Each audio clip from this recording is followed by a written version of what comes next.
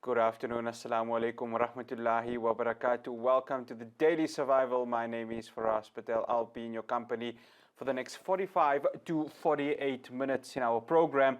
Of course, we'll be delving into our local updates, then going to our international updates, followed by a business section. And in this section, we're going to be speaking about the new power ships that are coming through from Turkey to, of course, help the electricity crisis. But the question that we need to ask is, how environmentally friendly are these power ships? So we're going to be talking to Greenpeace, and then we will be wrapping up with some sports updates. But let's go to our COVID-19 updates, and we start from a national level.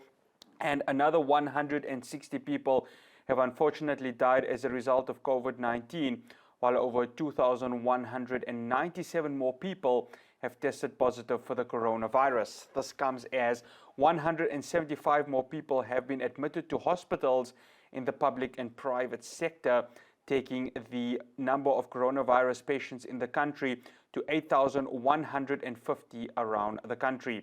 More than 2.8 million people have tested positive for the virus in the country to date. We then move to the Muslim COVID-19 updates, and unfortunately, there were 10 new fatalities registered, with 7 from KwaZulu-Natal and 2 from the Western Cape.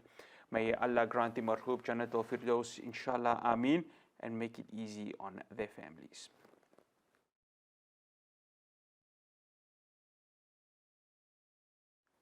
Now let's go to our newspaper updates, and we start off with The Citizen and its front page saying Zuma fit for trial. Now, although former President Jacob Zuma was granted medical parole on his 15-month contempt sentence, it has emerged in court that state doctors have cleared him to stand trial, raising further questions about how ill he truly is. There is a nice picture there.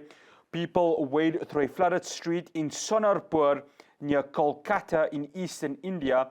Heavy monsoon rains have disrupted daily life in the region in the past 2 days. Let's go to the back page. And we start off with the story on the top there. Bruce sticks with the form guide. This as Hugo Bruce has named his team today for Bafana Bafana's upcoming World Cup qualifiers against Ethiopia. Tekofatu Mabaza has been given an extra boost after netting twice in 2 games for Orlando Pirates after receiving a call-up from Hugo Bruce to his 34-man preliminary squad for home and away 2022 FIFA World Cup qualifiers against Ethiopia next month.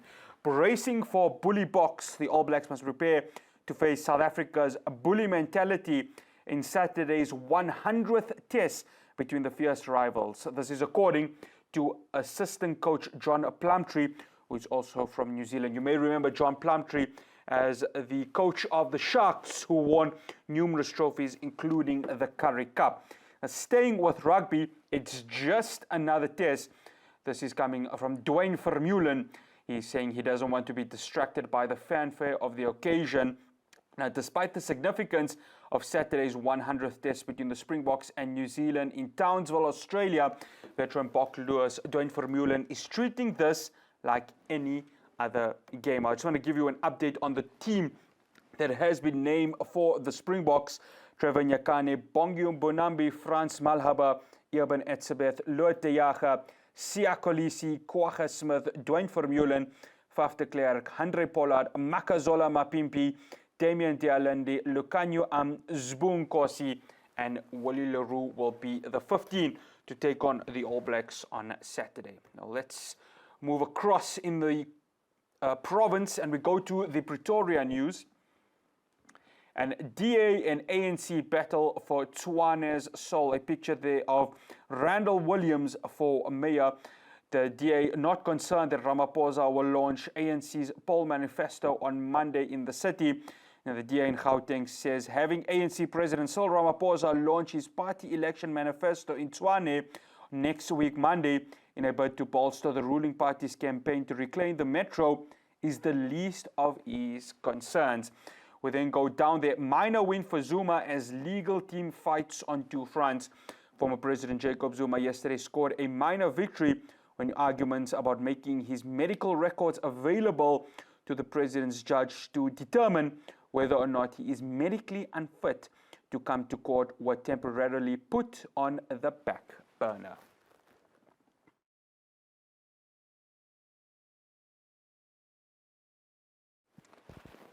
Now, President Cyril Ramaphosa called on government's tripartite alliance to emphasize on ANC's successes in government when campaigning for the upcoming local government elections. Now, delivering the keynote address at COSATU's 4-day Central Committee, which ends tomorrow, Ramaphosa said municipal elections on November the 1st should be seen as, and I quote, a watershed movement for our democracy and enable us to reposition the local government sphere of government. Do listen.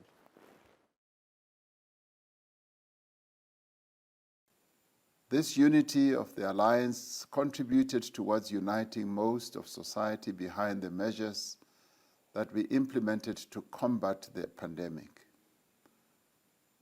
This is a clear demonstration of the important position we occupy in the lives of South Africans. Our actions have a profound impact on the country and her people. When we are divided and we fight one another in public and are preoccupied with ourselves, people of our country don't appreciate it.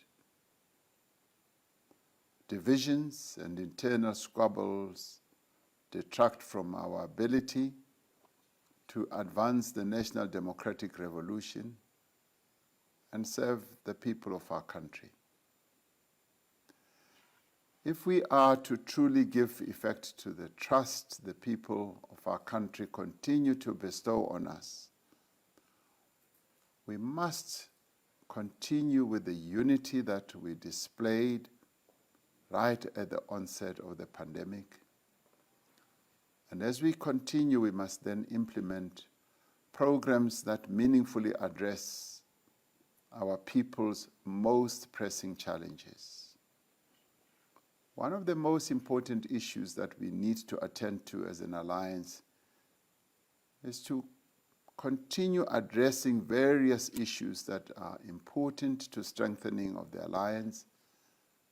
And I would say particularly outstanding issues between us and amongst us of reconfiguration of the alliance, and of course the implementation of various decisions that we take as an alliance.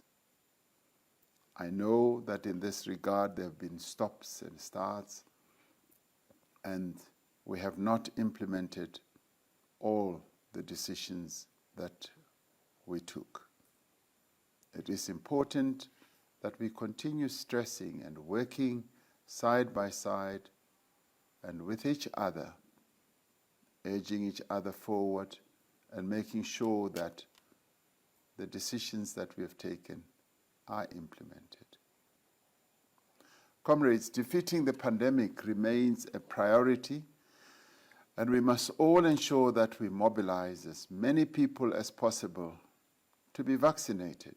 The Alliance must lead popular vaccination campaigns. And this is the time when we need to be spreading the message more and more during the moment that we interface with our people right across the length and the breadth of the country as we go about campaigning. Ensuring that sufficient numbers of people are vaccinated is the only way of preventing new and more potentially infectious variants from emerging. South Africans must stand together to combat the many conspiracy theories that are out there about vaccines, and we must, as leaders, spread the message that vaccines are safe, that vaccines work, and that vaccines are very effective in preventing severe illness from COVID-19. workers can be rest assured that we respect the right to bodily integrity and all other constitutional rights. Now, staying with the ANC, the party says it has met the deadline to register candidates for the upcoming local government elections. ANC Deputy Secretary General Jesse Duarte said the party had managed to register all its candidates. The IEC had given political parties and independent candidates wanting to contest the elections up to 5 p.m. yesterday to register their candidates. Now, last month, the party missed the deadline to submit candidates lists in more than 90 municipalities, causing a short-lived crisis. However, following a decision by the Constitutional Court not to postpone the elections to next year and the IEC's announcement that it had opened registrations for candidates, the party was given a lifeline.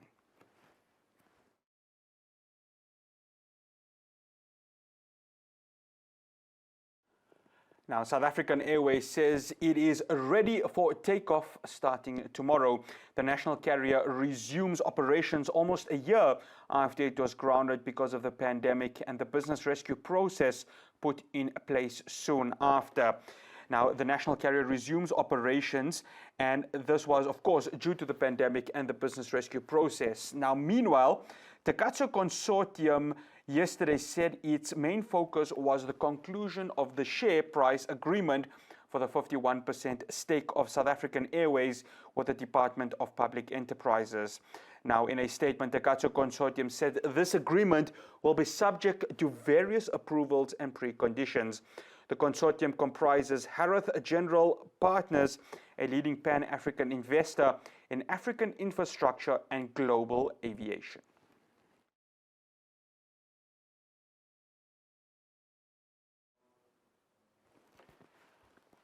Well, coming up after the break, we will be taking a look outside of South Africa. Do stay tuned.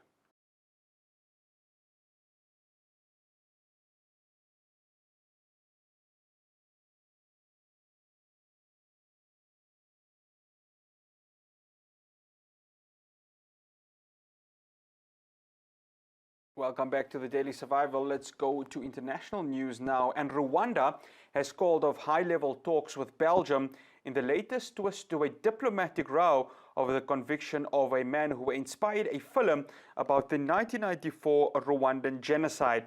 In a statement, Rwanda said that Belgium had showed contempt for its justice system after it criticized the 25-year prison sentence handed down to Paul Rusesabagina, a Belgian citizen of Rwandan origin, for terrorism. Now, Rwanda's Foreign Minister Vincent Biruta was due to meet Belgian Minister Wilmers on the sideline of the UN General Assembly in New York this week, but the meeting has now been cancelled. Rusesabagina was found guilty on Monday of backing a rebel group involved in deadly attacks in Rwanda in 2018 and 2019.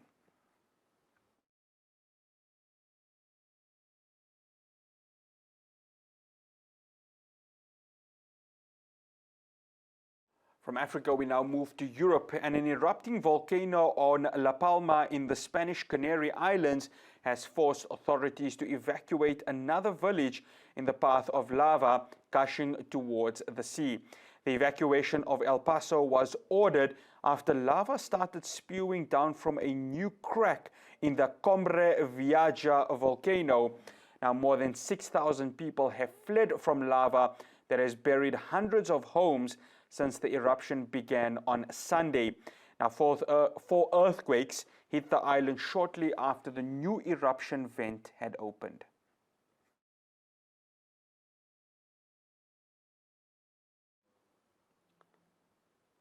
Now, talking of earthquakes, and we move to Australasia, and a 5.9 magnitude earthquake has rattled southeast Australia, damaging buildings in the city of Melbourne.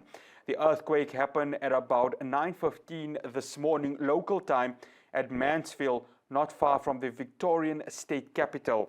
Now, the earthquake was also felt in neighbouring South Australia and New South Wales. It was followed by two aftershocks of 4.0 and 3.1 magnitudes. Now, while this is one of Australia's largest earthquakes in recent years, it has not caused significant damage.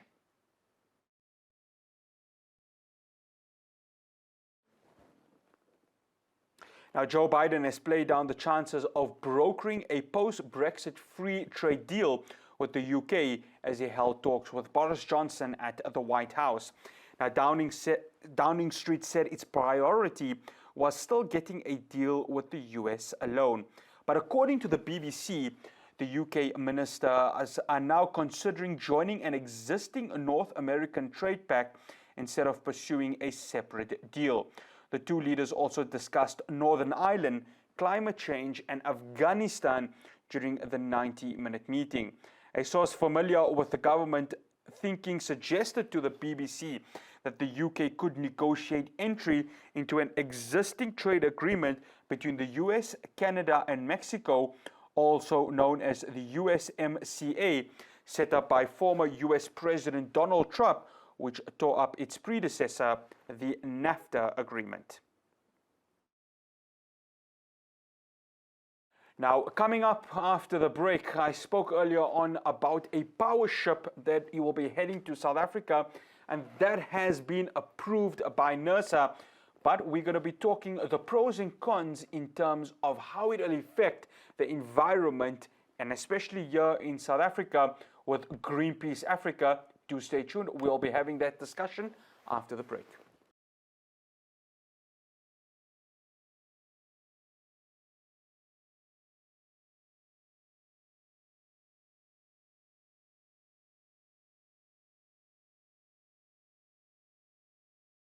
Welcome back to the Daily Survival. Now, South Africa's energy regulator NERSA has approved generating licenses for 3 controversial floating power plants, stoking environmental concerns as Africa's most industrialized nation grapples with electricity shortages. Now, Turkish-based Kapowership, one of the world's largest floating power plant operators, in March won a government tender to supplement South Africa's fragile electricity supply with gas-to-power projects at 3 points. Now, the Environmental Ministry had subsequently blocked Kapowership's permit application over concerns about the environmental impact. Now, joining me now from Greenpeace is the organization's climate and energy campaigner, Tandile Chinyavanu. Tandile, good afternoon, and thank you so much for joining us here on ITV Networks. Good afternoon, and thank you so much for having me. No, it's an absolute pleasure. Okay, Tandile, I just want to start off, of course, with regards to the Environmental Ministry that subsequently blocked the permit application. Of course, a couple of 1.5 years later, it seems that, of course, this has been granted by NERSA. When one talks about the environmental problems, as Greenpeace, what are some of those that have been seen and, of course, are cause for concern?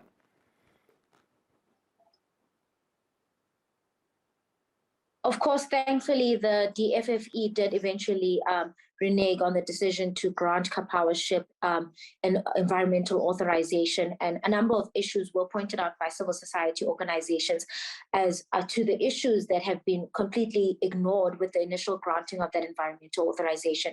And some of those issues are the position that these ships are based in. They're in coastal areas, and they would definitely have a severe impact on the marine life in those areas. These ships are essentially floating power stations, and there are a lot of environmental regulations that are governing these activities. And so a lot of things would ultimately arise from the Kapowership operations. A number of issues regarding water pollution, air pollution from the emissions that will be generated from these ships. And of course, effluent will be pumped from these ships into the oceans, because these operations generally will create quite a bit of waste. But a major issue that was brought up by one of the environmental organizations based in the Eastern Cape was that this is a particular issue, as the noise that is generated by these power stations would have a severe impact on the marine life and ultimately affect the fisher communities that are living in these areas and depending on fishing as a livelihood. Tandile, let's start off, of course, with the gas to power, because you know, a lot of people would say, well, gas is much cleaner, you know, obviously looking to the net O2, which a lot of countries want to implement, you know, come 2026 and beyond. So how dangerous is it when one talks about gas? Because, of course, you know, it just takes one technical fault and there can be a major disaster that could happen. So when we talk about gas, could you maybe just give us an explanation as to the pros and the cons to it, and of course the environment around it? Well, of course, gas is quite a dangerous substance as a fossil fuel. Of course, we're aware that in South Africa, as of late, we have had a number of environmental disasters related to the use of fossil fuels. If you recall the oil spill in Umbilo River just last year, and even a bit earlier last year, there was the oil spill off the coast of Mauritius. So when it comes to the transportation and the use of fossil fuels, there will definitely always be environmental risks at play. And there is no way for these companies to guarantee that they can use these resources in a safe manner.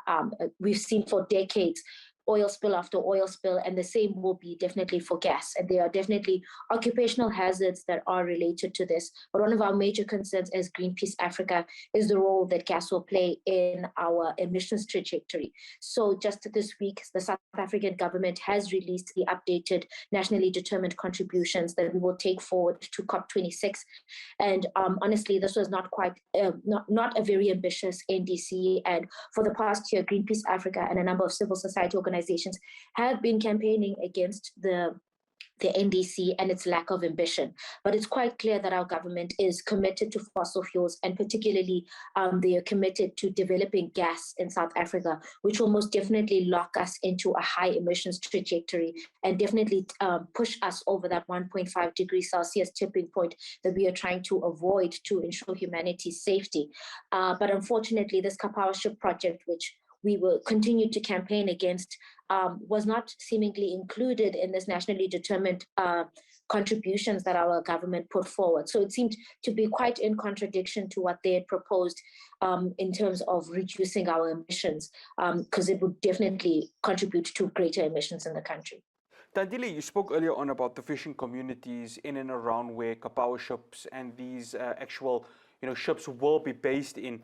And we know that the fishing industry, of course, took a bit of a hit during the pandemic. And these are, you know, working class families who rely on these industries to really feed them and, of course, you know, generate them in terms of revenue. As civil society, you know, has Greenpeace spoken to these fishing communities, and what are their concerns, you know, ahead of these power plants coming through into the sea?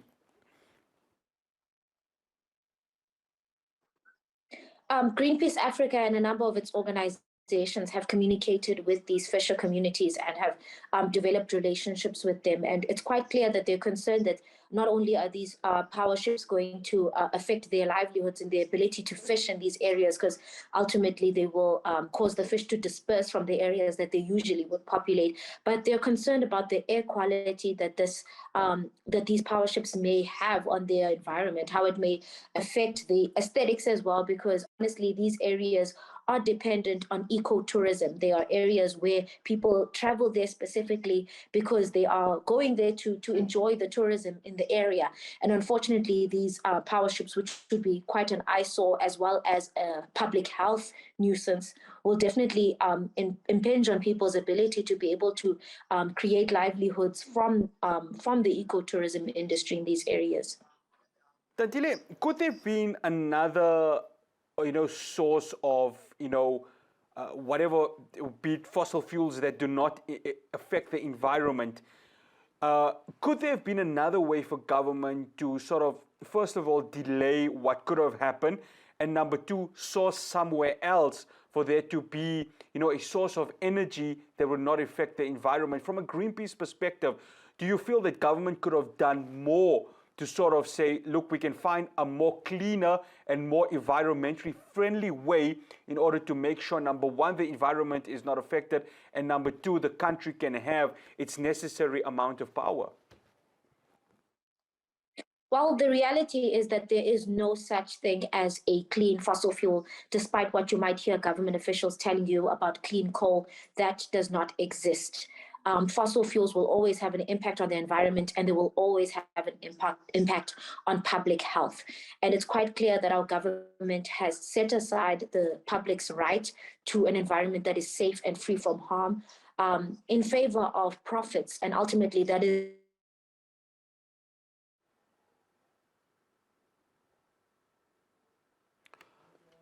Okay, we seem to have lost Tandile there. She was just giving us, of course, a bit of a idea of what Greenpeace, along with other civil societies, are doing in mentioning, of course, the pros and cons with regards to these power ships that are coming through. And what's interesting, as she, of course, elaborated on, is that as much as, and I think we do have Tandile back. Tandile, thank you so much.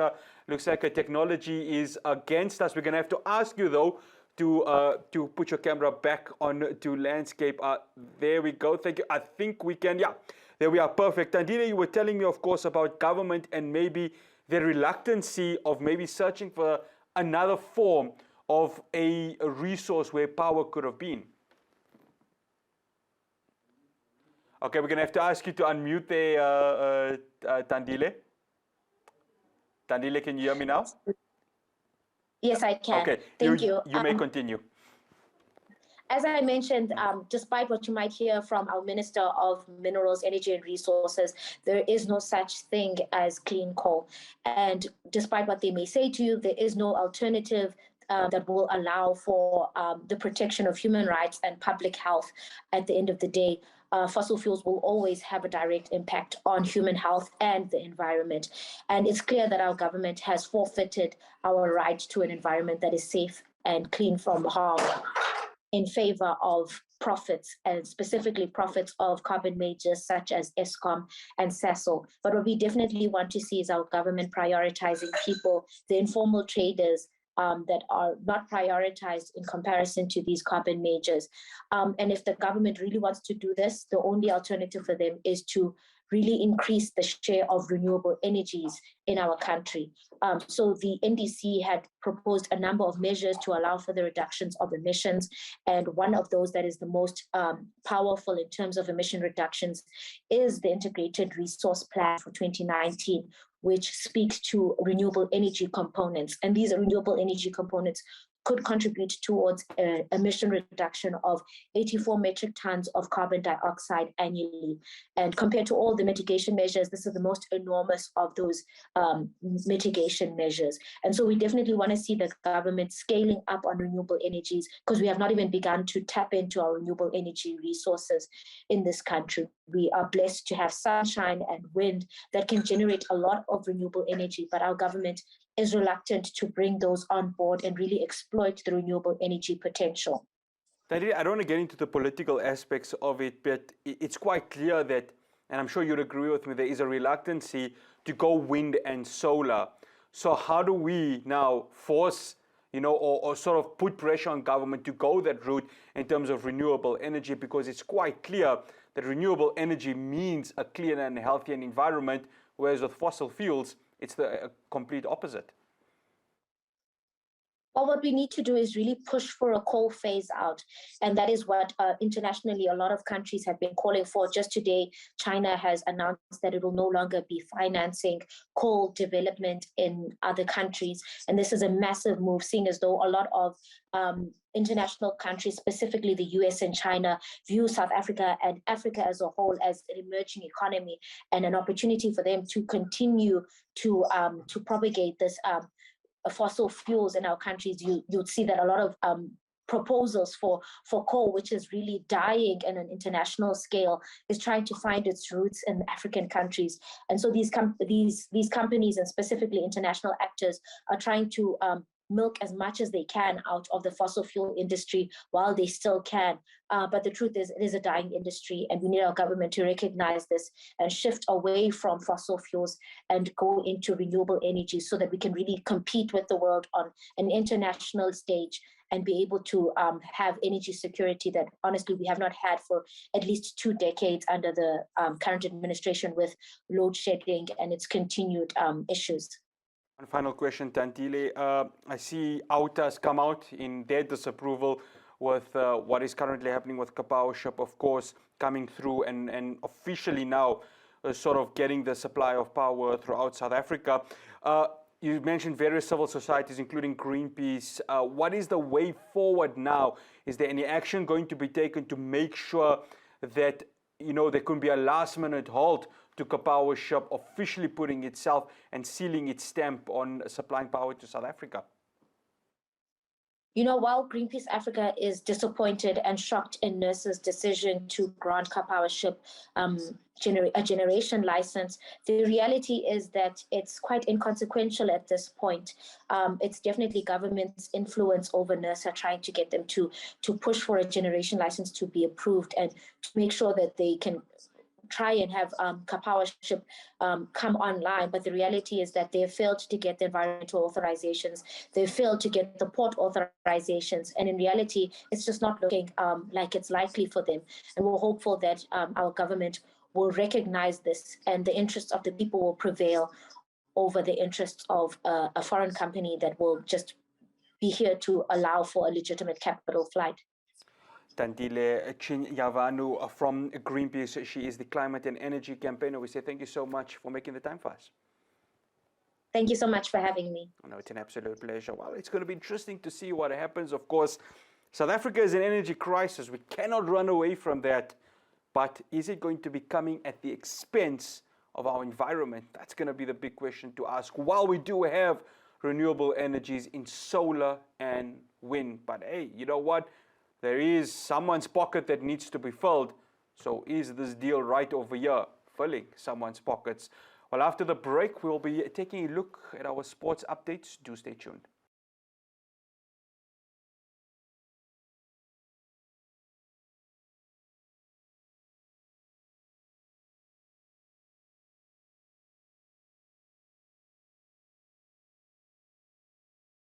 Welcome back to the Daily Survival. Let's go to some sports news. And Springbok coach Jacques Nienaber has recalled the experienced trio of Lotte Jager, Elton Jantjies and Frans Steyn for Saturday's Rugby Championship test against the All Blacks in Townsville as they look to rebound from back-to-back defeats against Australia.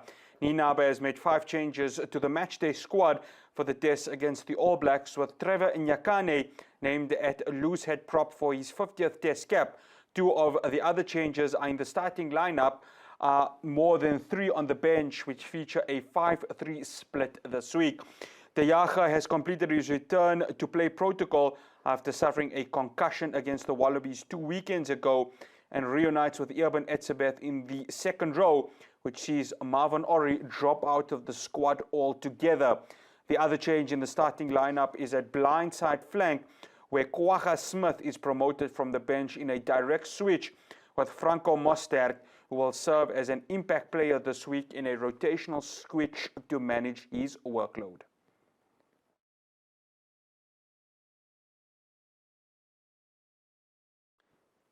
Now to football, and we start with our local ladies, and Banyana are the inaugural 2021 Aisha Buhari Cup champions after beating Nigeria.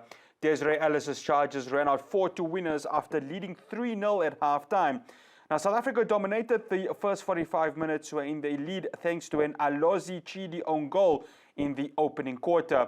A Linda Motlalo penalty doubled the lead in the 17th minute after a handball by Nigeria's Ebi Onome. A third goal from Gabriela Salgado followed just before the break as Banyana were in total control.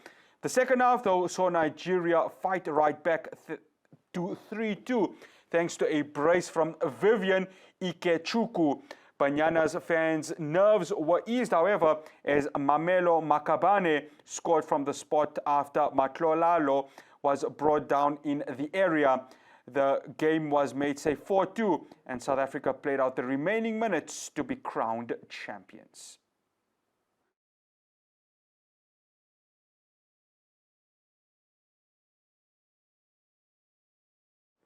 Staying with football, we go to England, and Manchester City started their bid to lift a fifth consecutive League Cup with a 6-1 rout over Wickham, with Japan forward Takumi Minamino, who inspired Liverpool's 3-0 victory. Now, the holders made the perfect start to that mission as Pep Guardiola was rewarded for fielding a strong attack featuring Kevin De Bruyne, Phil Foden, Raheem Sterling, Ferran Torres and Riyad Mahrez at the Etihad Stadium.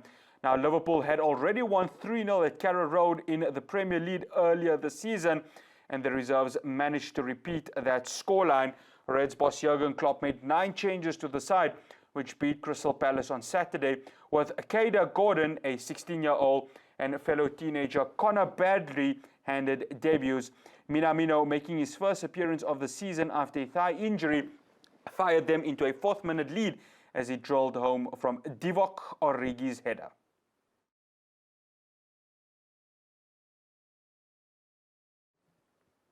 From England, we move to Italy, and Inter Milan move to the top of the Serie A standings after coming back from a goal down to win 3-1 at Fiorentina and underline their desire to keep hold of the league title.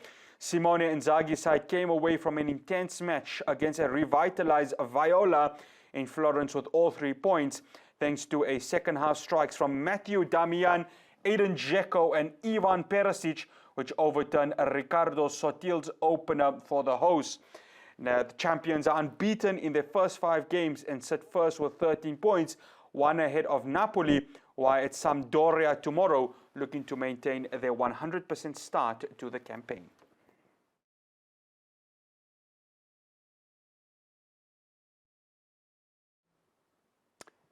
From Italy, we move to Spain, and Luis Suarez scored twice, including an injury time winner as Atletico Madrid came from behind to beat 10-man Getafe 2-1 and move to the top of the La Liga standings. Host Getafe took the lead through Stefan Mitrovic on the stroke of half-time, but the game changed when Carlos Alena was sent off in the 74th minute, and that allowed Luis Suarez to grab a brace, including a late winner.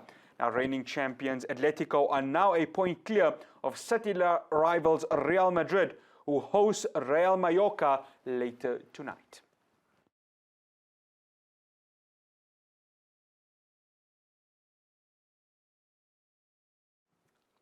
Well, that's all we have for you here on the Daily Survival. From myself, Faraz Patel, and the rest of the production team, we will see you again same time, same place tomorrow. Assalamu alaikum wa rahmatullahi wa barakatuh.